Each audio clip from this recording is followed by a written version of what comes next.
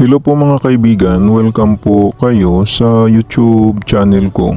Ibabahagi ko po sa inyo ang kapangyarihang bertudis ng mutya pangil ng aso mulang o sigbin na alaga ng Tres Marias Encantada. Ang mutya pangil ng sigbin o aso mulang ay maganda na mutya ito pag may ganito kayong mutya. Pangkalahatang depensa po ito laban sa itim na kapangyarihan ng mga mangkukulam, mambabarang, paktulan at mabisang pangontra din ito sa kapangyarihan ng mga sumpa o diskomunyon. Pangontra din ito sa mga aswang, sa mga masamang engkanto, sa masamang elemento at sa mga masamang espiritu. Depensa din ito sa mga usog, panglihis din ito sa bala ng baril at kabal sa patalim. Panglihis din ito sa hindi inaasahang panganib.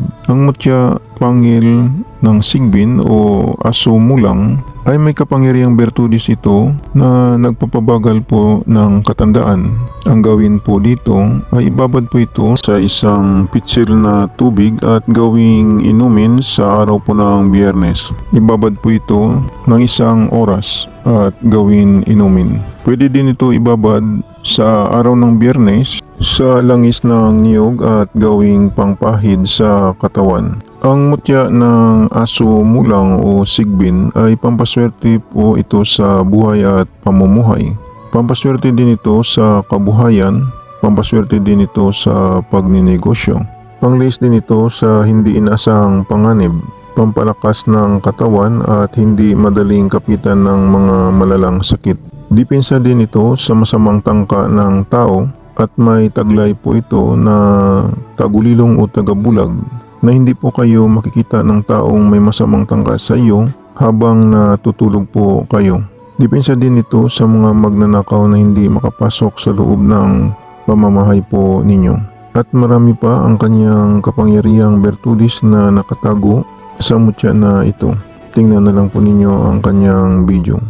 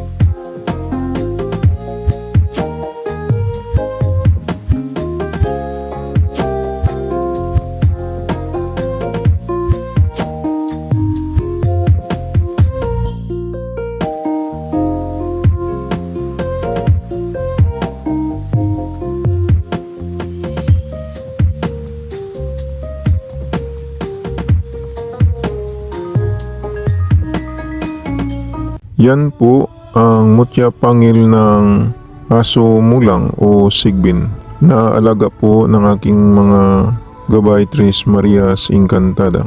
Sa mga viewers at subscriber ng Milagro de Santo Cristo, maraming salamat po sa inyong panonood at ipalo naman po ninyo ang aking Facebook page ng Milagro de Santo Cristo.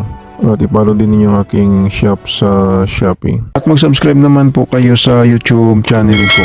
panoorin na lang po ninyo ang second channel ko sa YouTube, sa Milagro di Santo Cristo 2. Baka may magustuhan po kayo na mga lamang gamot na magagamit po ninyo. Paalala lang po, ang mga mayuwagang dasal at orasyon na binabagi ko sa inyo ay gagamitin lang po ninyo sa kabutihan.